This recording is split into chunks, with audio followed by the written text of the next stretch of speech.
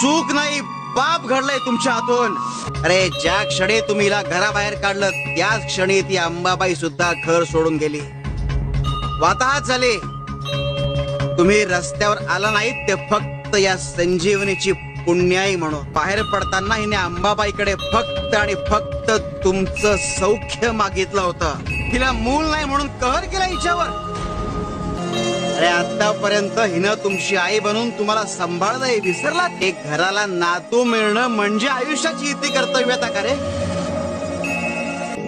अरे घरच्या लक्ष्मीचा आदर करा तर त्या लक्ष्मीची मेहर नजर होईल. घेऊ नकोस, मी तुझ्या पाठीशी आहे. योग्य वेळी योग्य कार्य पूर्णत्वाला गेलं तरच फळ चांगलं मिळतं. जे काम सूर्यप्रकाशाच्या मदतीनं करायचं असतं ते काम सूर्यप्रकाश नसताना केलं तर कसं चालेल? आमच्या प्रत्येक भक्ताच्या आयुष्यात ती योग्य वेळ येणार, आम्ही ती आणणार. घेऊ नकोस,